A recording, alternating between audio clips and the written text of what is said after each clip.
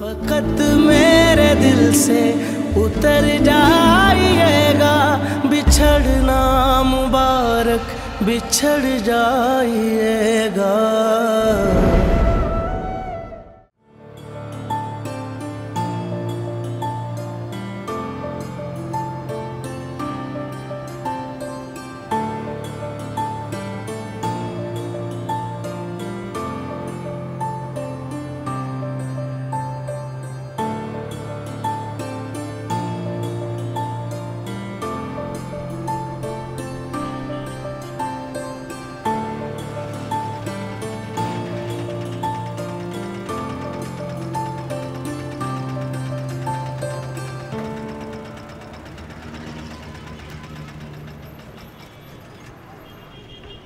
این چیه داداش؟ 200 نمیشه، کرایت 300. برای چی 300؟ گفته بودی 200 داداش. بله گفته بودم، چون اون موقع نگفته بودی باید تو را وایسم و نیم ساعت الاف شما بشم. نیم ساعت؟ فوقش 5 دقیقه شد. حتما تحصیل کردم هستی. منظورت چیه؟ آخه برای چی دروغ میگی؟ چی؟ بابا 10 دقیقه وایسادم فقط پسر دستشویی کرد. معلوم است چی میگی؟ 300 رو بده دیگه، تو خیابون آبرو ریزی نکن. ممنونم آقا. وایسا، کجا داری میری؟ بابا شجاع بفرمایید قربان. به من نگو قربان. برای من قربانی. بفرمایید بشین.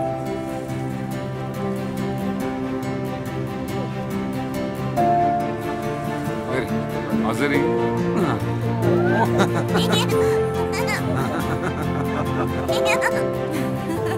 سلام.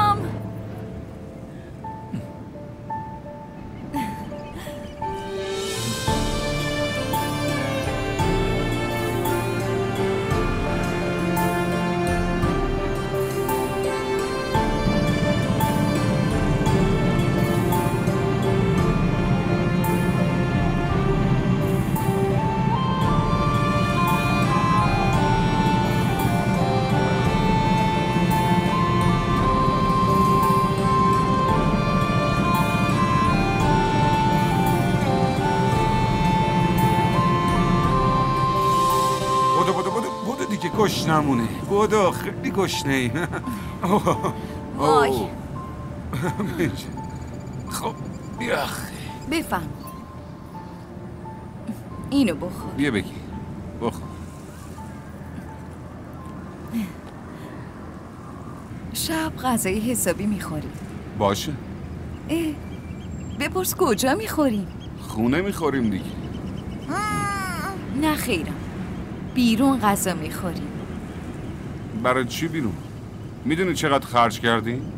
خسیس نباش دیگه، خودم حلش میکنم. باشه. بیا. خیلی خوب. بیرون غذا میخوریم.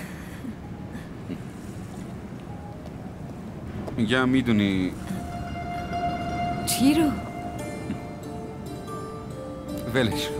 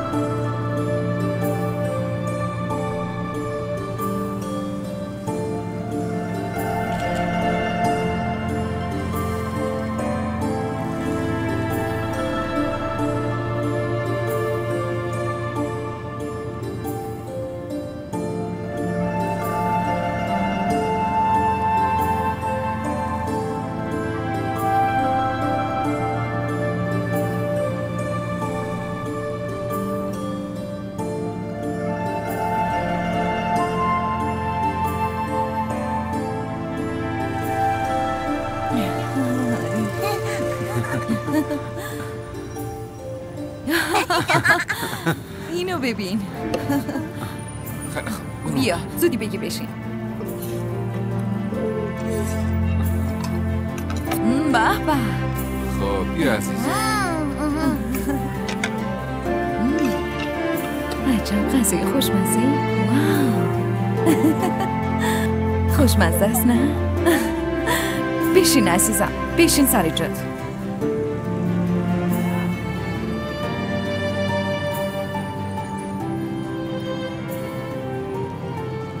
بگو اینجا وایسه. چرا؟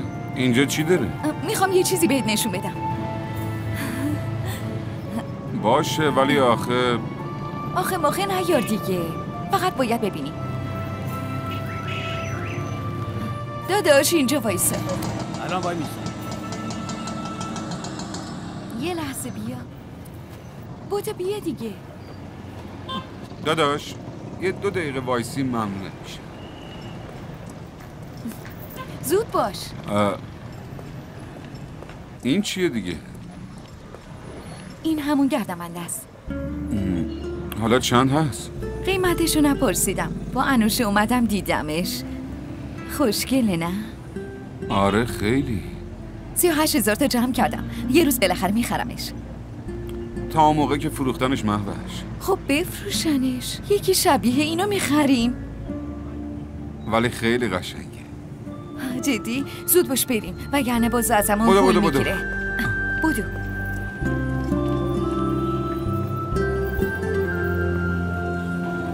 برو سوار شو. زود باش.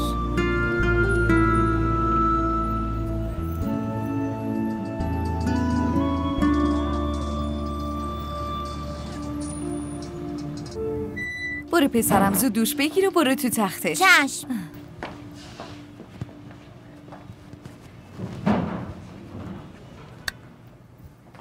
تلویزیون چرا؟ زود برو همون. تا ولش میکنی میخواد کارتون ببینه. بودو ببینم.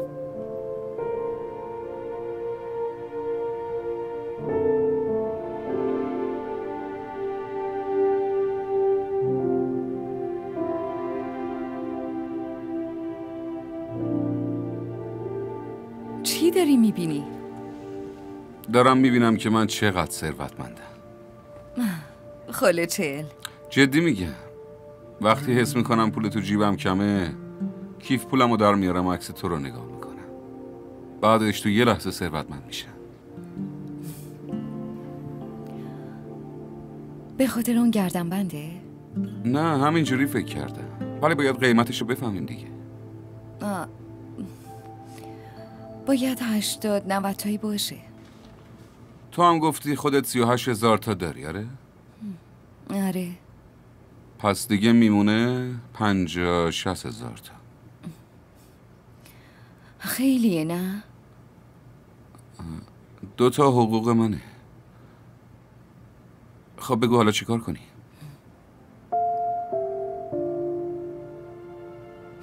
ساکت بگیر و بخواب.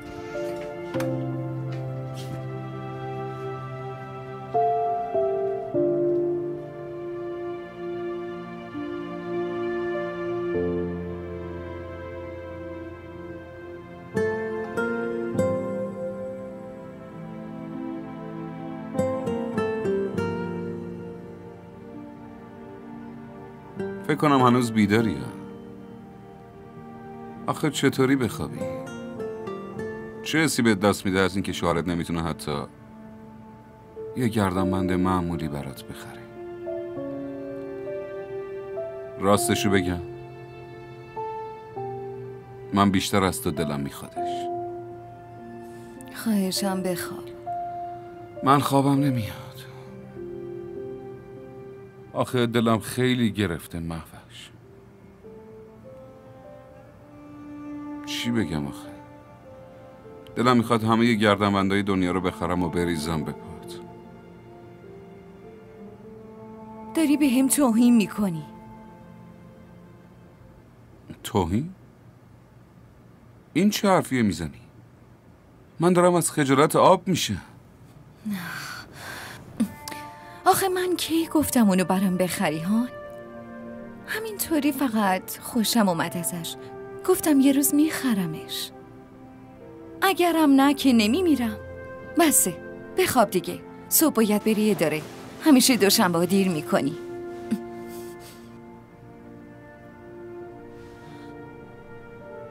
دلت برای بدبختی من میسوزه؟ بیا بازی فکری به کلت زد؟ اصلا اینطوری نیست عزیز من. تا هر اوضاعی داشته باشی من بازم خوشبختم. دوست دارم. منم دوست دارم. بخواب.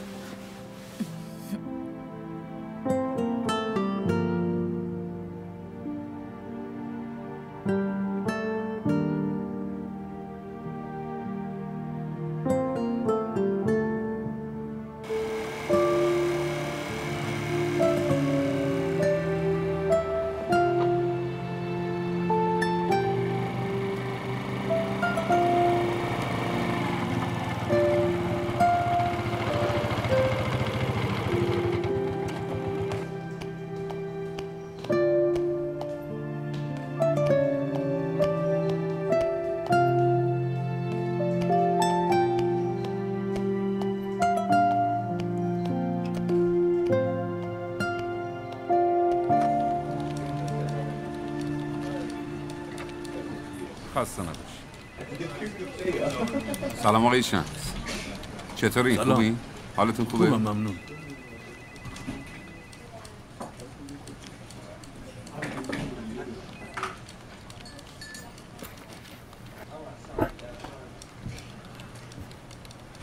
سلام آقا. سلام. چای بیارم؟ آره بیار.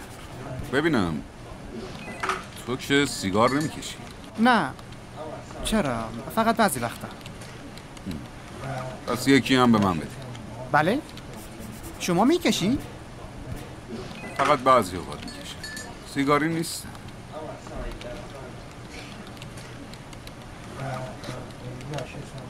خب بگو. خب آقا محب چی شد؟ دوباره اومد پیشه؟ هر روز که شما رفتین بازم اومد. آقا هم جوابشو داد. گفت اگه آقا دانیال یعنی شما برگر رو امضا بکنه منم همینطور برگر رو امضا میکنم.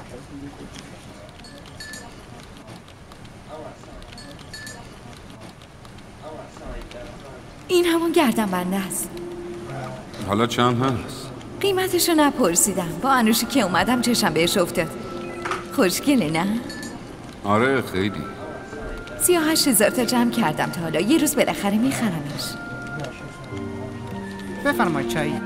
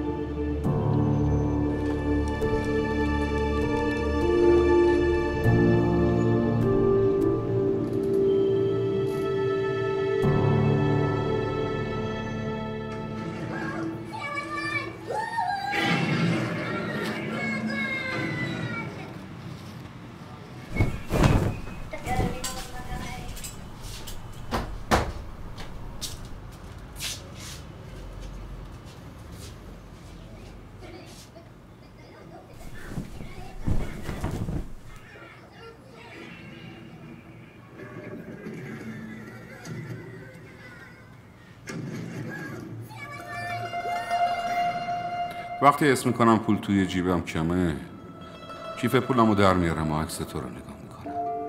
بعدش تو یه لحظه ثروتمند میشه.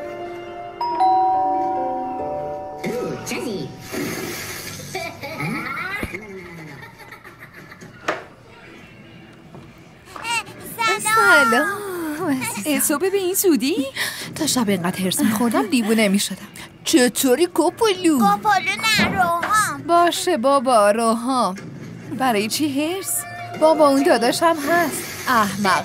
یه دفعه یادش افتاده باید ازدواج کنه. چی؟ داره ازدواج میکنه؟ بله یه جوری هم رفتار میکنه انگار اگه جمعه عروسی نکنه دخترش هم بزنه یکی دیگه میشه. چی؟ یعنی جمعه عروسیشه؟ جمعه عروسی، پنجشنبه حنا بندون، چهارشنبه هم بله برون. وای. من خدایی خیلی دلم برای دانیال میسوزه. چرا؟ خب معلومه آخر ما دوخت 3 تا لباس افتاده گردنش. حتما به جز داداشم به منم فحش میده. خلی دارم کارتون میبینم، میشه ساکت باشی؟ باشه بابا. ولی الان برای چی داری کارتون میبینی؟ مگه نباید مدرسه باشی؟ هنوز ثبت نامش نکردم. گفتم بذارم برای ماه دیگه. متین ما از این کوچیک‌تره. آره 2 ماه ازش کوچیک‌تره. اون خیلی وقت داره میره. بعد این کله پود نشسته تو خونه داره کارتون میبینه. به من گفتی کله پول؟ نه داره شوخی میکنه. تو کارتونتو ببین. میتونم بیام داخل آقا؟ بیا تو دانیال. بشین دانیال. ایشون آقای محب هستن، میخوان با شما صحبت کنن. بشین باشون صحبت کن. اگه حرفاشون رو متوجه شدی که خوبه، وگرنه خودم بهشون گفتم این کار یه مقدار غیر قانونیه.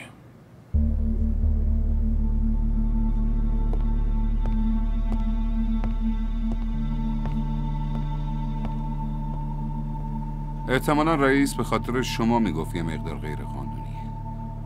این کار در اصل کاملا غیر قانونیه. نه دست منه، نه کاری از آقا برمیاد. ممکنه بعداً سوال و جواب بشی. کی سوال و جواب میکنه؟ این همه سوال کشور و کسایی دارن میگردونن که هنوز کسی به دنیا نیومده سوال و جوابشون کنه. اونایی که از سوال و جواب میترسیدن قبلا با پای پیاده میامدن. همونا این دوره با موتور میانه داره. شما که موتور دارین مگه نه؟ بله. کی ماشین میگیری؟ منظورم اینه که چطوری میگیری؟ اگه بخوای خیلی درگیر سوال جواب باشین تو 2024 ماشین 2014 سوار میشین. تازه نمیتونم اینم ضمانت کنم که تو اون دوره ماشینا با بنزین کار کنن. شما کاملا درست میگین ولی چی؟ ببینید آقا دانیال، اینجا اداره دولتیه. کاریه که شما نکنید یکی دیگه انجامش میده. پولشو یکی دیگه میگیره. هر چی هم بخواد بهش میدم، فقط کارم انجام بشه. چرا گیر شما نیاد؟ راستش اگه مشکلی که من دارم و شما بشنوید حتما خندتون میگیره. نخندونید، منظورم اینه مشکلتون رو بهم بگی. اولین روزی که اینجا آمدم سر کار پدرم زنده بود. منو پیش خودش نشوند و گفت پسرم جایی که داری میری کار کنی یه دفتر دولتی یعنی ملی. پدرم اینطوری فکر میکرد. به کار دولتی میگفت کار ملی و به پول دولت میگفت پول ملت. میگفت برای اینکه آدم بزرگی بشی پول زیاد یا جایگاه بالا نمیخوای. ولی یادت باشه آدمی که خیانت در امانت کنه نمیتونه آدم بزرگی بشه. فکر کنم متوجه نشدی. اون به پول دولت میگفت پول ملت و به پول ملت میگفت امانت. آخه برادر من پدرتون درست میگفتن، ولی یه چیز رو یادشون رفته بگم. امانت چیزیه که دست شما باشه. شما چی داری ها؟ چی به عهده شماست؟ هیچی. چیزیه که شما اسمشو گذاشتی امانت، اون همون بالاها بین 1000 نفر قسمت شد و شما روحت هم خبر نداره. امضای شما هم پاشونه، باورتون نمیشه. حقم دارید چون امضا میکنید، ولی 100,000 تا هم دستتون رو نگرفته. شما که چیز دیگه ای گفتی. منظورم اینه میگفتین 100,000 تا میدی. از طریق قیمت رو میبری نه اینطوری نیست. داشتم یادتون مینداختم که گفته بودین 100,000 تا میدی. باشه داداش منو ببخش، 200,000 تا هم بهت میدم.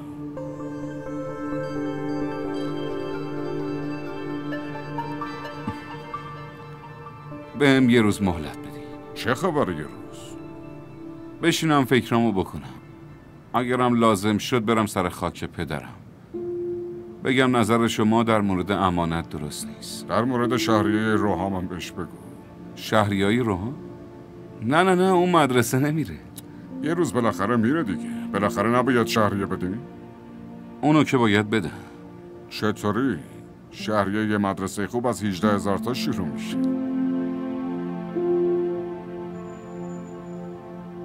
ببین دیروز رفتم پاساژ، دیدم گردنبندی که میخوای هنوز اونجاست. مگه نخریدیش؟ چطوری بخرم؟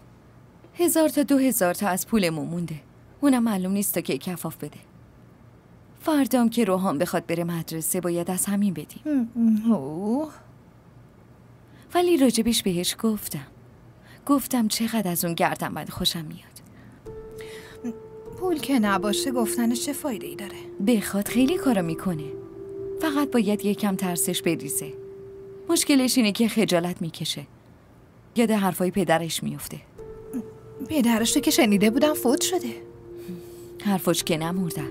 گذاشته واسه ما زنده ها. خب رو کراس بهش بگو اینطوری که زندگی پیش نمیره. منم میرم سر کار. قبول نمیکنه. چرا قبول نمیکنه؟ میگه روحام چی میشه؟ کی حواسش به اونه؟ چه حرفا؟ ولی راست میگه. منم اگه برم سر کار بیچاره روحام چی کار کنه؟ ولی یه چیزی بگم، این دفعه گیر کرده. حتما یه کاری میکنه. مگه چیزی گفته؟ نه، ولی چشاش حرف زدم. قشنگ میگفتن که تو به گردنبندت میرسی، حتی اگه مجبور شه گدایی کنه.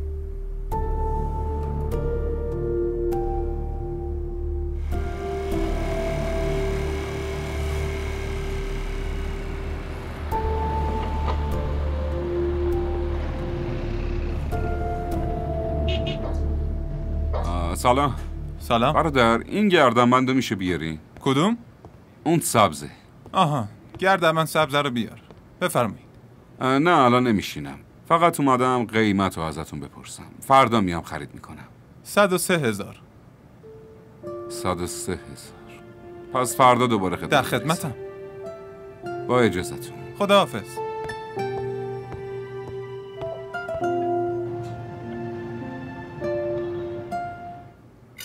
رفتم قیمت گردنبند پرسیدم. کی؟ امروز سر راه کارم. پرسیدنش چه فایده؟ الکی حال خودت هم خراب میکنی. بخور پسرم. حالا چند هست؟ 103,000 تا. 2 تا حقوق تو. باشه اصلا اونو ول کن. اینو گوش کن. گیره یه بدبختی جدیدیم. بگو چی شده؟ عروسی برادر انوش هست. خب بریم دیگه. درست گوش کن. اینو بپرس که عروسی کیه. بگو کی هست؟ جمعه است. چهارشنبه هم بله برون. پنجشنبه هم هنا بندون. باید هر 3 تاشو بریم. خب میریم دیگه مهوش. فردا میرم اداره، بعدش هم میریم خرید. خوبم میدونم برای چی داری با تاکید میگی هر 3 تاشون رو باید بریم. مشکلی نیست. برات 3 تا لباس میخرم. چیزای دیگه هم گیرت میاد. چیزایی دیگه؟ ولش کن. فردا سورپرایزت میکنم.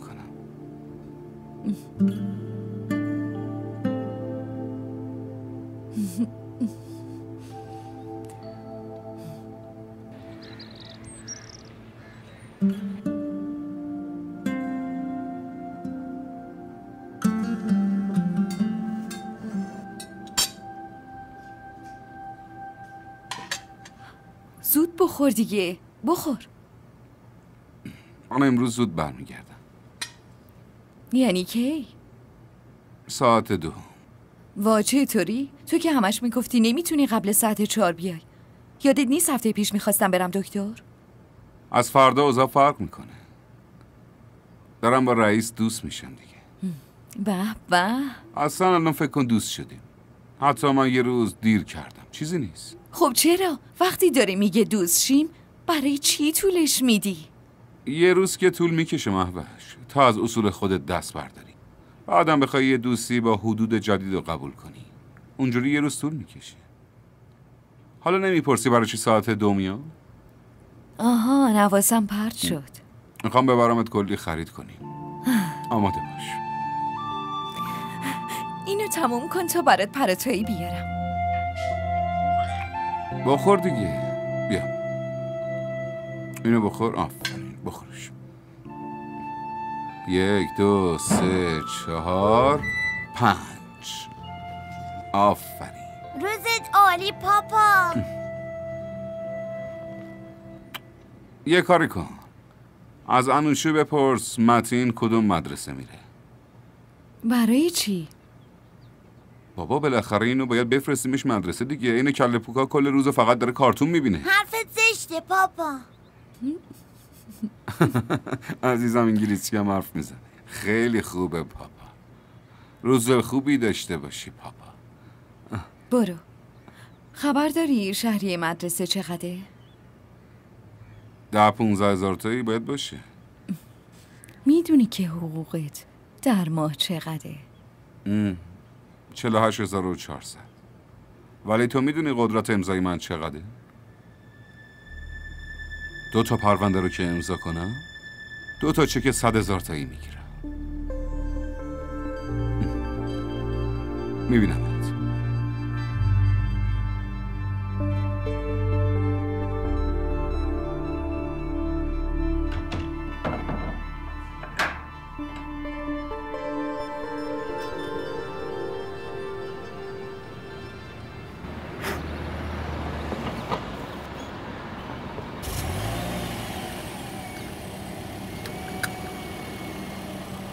داداش دانیال چطوره؟ خوبم. تو خوبی؟ منم عالیم. از زن داداش چه خبر؟ چه خبر؟ حالش چطوره؟ خیلی خوبه. داری میره اداره؟ فعلا دارم با موتورم ور میرم. برو خب اداره دیر میشه. کاری داری؟ نه همینطوری پرسیدم. یه روز زن داداشو بردار بیا خونه ما. باشه یه روز میام. خیلی خوب من رفتم. خداحافظ. داداش یه لحظه وایسه. یه دقیقه. بله. این چنده؟ چی؟ این ماشین تو میگه. مگه میخوای بخریش؟ شاید خواستم بخرم. حالا تو قیمتشو بگو. هست دیگه 1,200 هست. 1,200. خیلی بالا؟ نه اصلا بالا نیست. خب پس بخرش. نه الان نه، چند روز دیگه. حالا یه بار به زنده داشت نشون بده خوشش میاد. گفتم که الان نه، فعلا دارم فکرامو میکنم. اگه پولت کافی نیست نگران نباش، به تو میتونم قسطی هم بدم. بخرش، زنده داشت خیلی خوشحال میشه. ماه دیگه صحبت میکنیم، فعلا نه. باشه من رفتم داداش.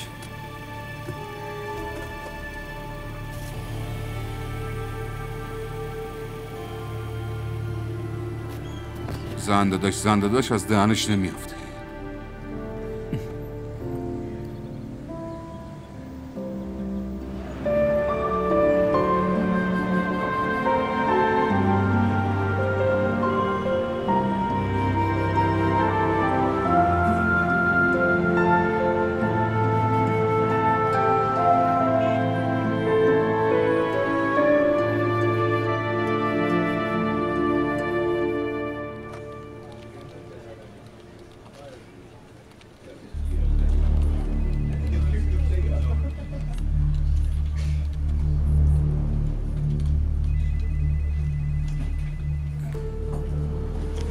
چی شده؟ برای چی با این قیافه ها زل زدین به من؟ مگه کسی مرده؟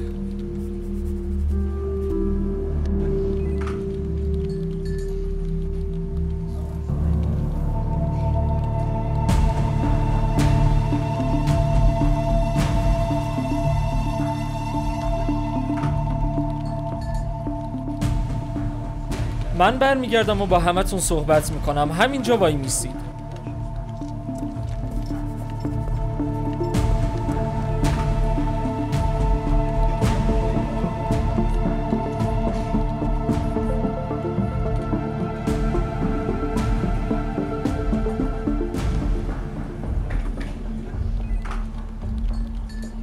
نه خیر.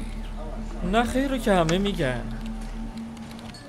خب من فقط یه جواب برای سوالتون دارم، اونم نه خیر. برای اینکه پدرم میگفت همه پول اداره‌ای دولتی پیش کارمندا امانت مردم، هیچ وقت خیانت در امانت نکن. یعنی وقتی شما بچه بودی پدرت خیلی حرفای خوبی بهت میزد ها؟ تلفنت زنگ میزنه. صبر کن، گوشی رو بده به من. خانومم داره زنگ میزنه. نگران نباش، خانومت بود میدم خودت حرف بزنی. زود باش، گوشی رو بده.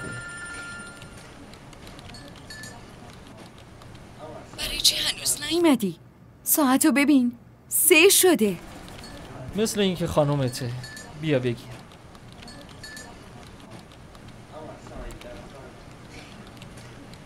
الو، من دارم چی میگم؟ تو داری چی میگی؟ مگه نگفته بودی ساعت 2 میای؟ من از ساعت 2 حاضرم. نه نمیتونم بیام. چی؟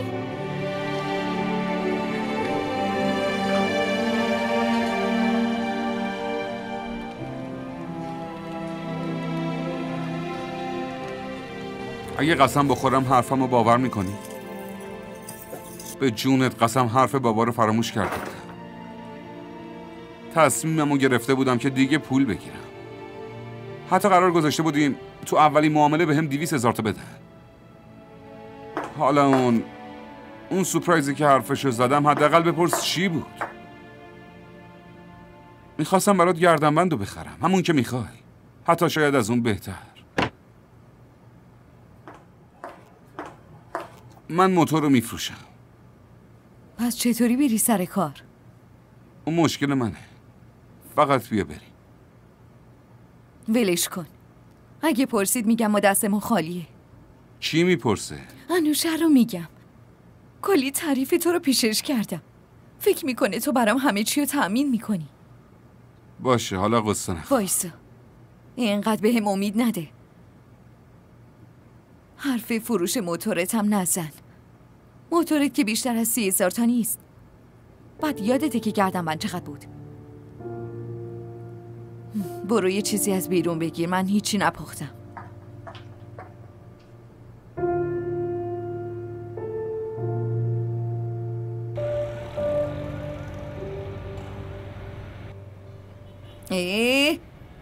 پاشو برو رو مبل بشین.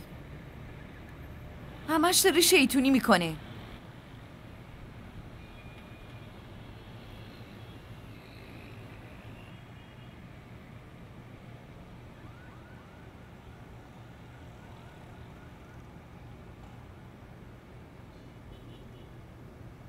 من دیگه فهمیدم مهوش. تو 2019 حرفای پدرم به هیچ دردی نمیخوره. اون بازپرسا هم هر کاری میخوام بکنن. من دیگه ازشون هیچ ترسی ندارم. حالا گردنبند یه طرف، تازه میخوام ماشین مانتیرم بخرم. مگه گرفتنه چی؟ آقا بهم ضمانت داده، حتی اگه برم دادگاه. وقتی 10 میلیون در بیاری راحت با 1 میلیون آزاد میشی. فقط یه 4-5 روزی سخته، بعدش درست میشه. دیگه مشکلی نیست. حالا تو عروسی داداشش چی بپوشم؟ تازه میخواستم به جای بدلیجاتم اونو بندازم گردنم. داداش اونم که انقدر زود داره عروسی میکنه. باشه بگو من چی کار کنم؟ موتورمو بفروشم؟ بازم پولمون کفاف نمیده. قرض کن. اینو نگی که بابات گفته بوده قرضم نکنی. از کی بگیرم؟ بابا از یه دوستی، کسی.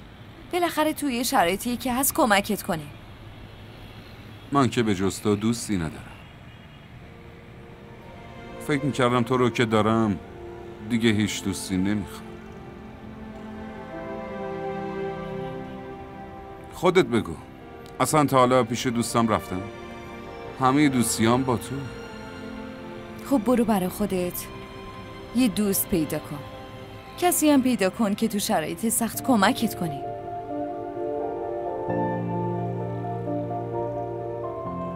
پاشو روحان، برات املت درست کردم، بیا بیا.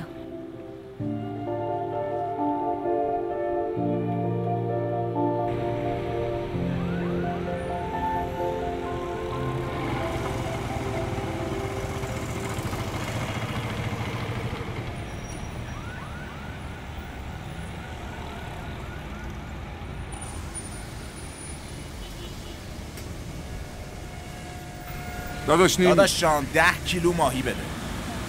اول برای ایشونو به روی چشم.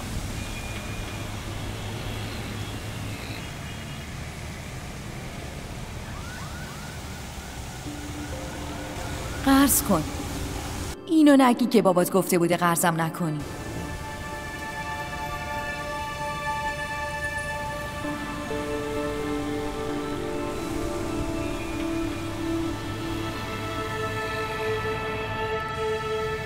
شما چقدر میخواین؟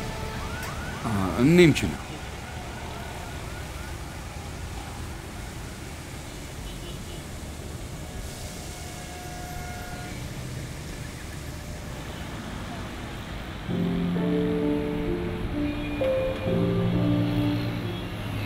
خب برو واسه خودت یه دوست پیدا کن، بعدم دوستی انتخاب کن که تو شرایط سخت کمکت کنه.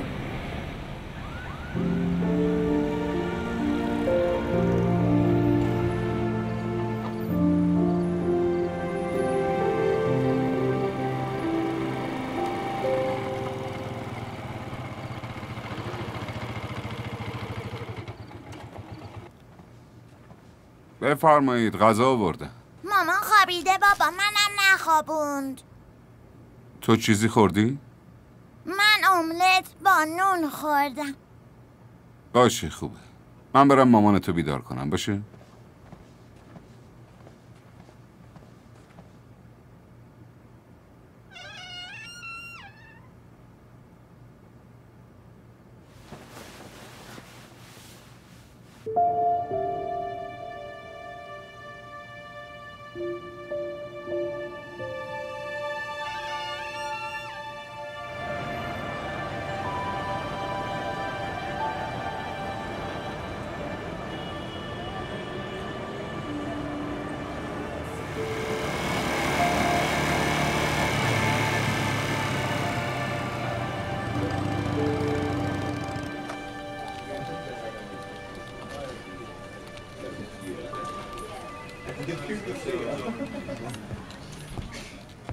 سلام. سلام. سلام.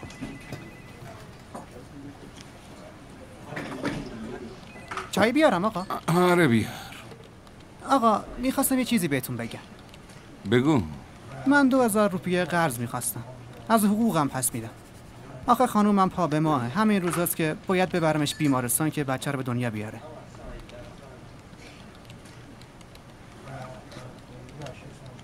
از آقا شمس بگیر خوب. از بالا هم براش پول میاد. اینایی که از بالا میگیرن اتفاقا خیلی عوضی هن. دیروز بهش گفتم. گفت باید به رئیس بگم. رئیس چی شد؟ چی میخواستیم بشه؟ نشسته تو دفتر قهوه میخوره. باشه وایسا. یه کاریش میکنی. خیلی ممنون آقا.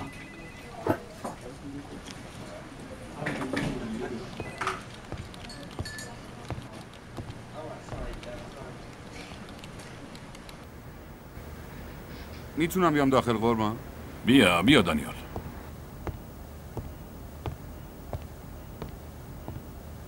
چه سورپرایز دلچسبی آقا. سورپرایز؟ سورپرایز دیگه آقا. دیروز که از مبارزه با فساد اومدم فکر کردم دیگه. دیشب که شمس بهم پیام داد خیلی تعجب کردم. تو 2 ساعت شما آزاد شدی. چطور آزاد نمی شدم؟ دایره مبارزه با فساد خودشون نوشتن که تو بازجویی ها چیز خاصی دستگیرشون نشده. آخه چطوری آقا؟ فقط 6 تا پرونده رو جلوی خودم باز کردم. توی پرونده هم که همه چی بود. جای فراری نبود. همش 1 ساعت جمع شد. اول ازم 1 میلیون میخواستن. من 20 تا دادم. همونجا ماشینو نگه داشتن و گفتن 1 فنجون چای بخوریم. 1 فنجون چای آقا؟ آره. بعد 1 فنجون هم گفتن شما برو خونه. 2 ساعت دیگه بیا اداره آگاهی. بعد میدونی 2 ساعت بعد که رفتم همون افسره در ماشین رو باز کرد. بعدم گفت بابت مزاحمت شرمنده ای. ببخشید که مزاحم شما شدیم. دیروز که خیلی گیر دادن. آدم حس میکرد تو یه روز همه رو دستگیر میکنن. خری که پول نده خب میگیرنش دیگه. که اینطور. ولی منم فکر کردم 1 هفته تمیز کار کنیم.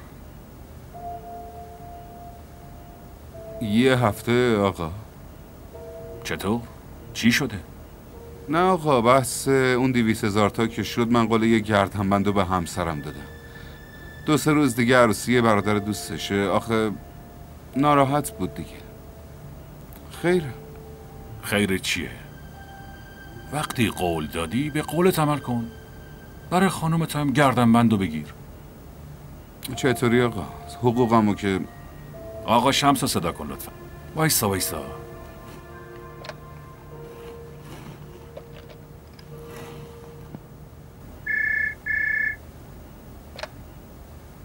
بله قربان. شمس 200,000 روپیه بریز به حساب آقا دانیال.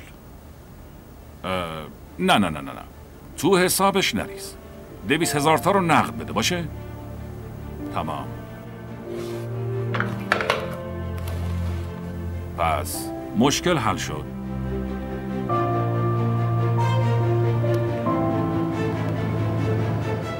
फकत मेरे दिल से उतर जाइएगा बिछड़ना मुबारक बिछड़ जाइएगा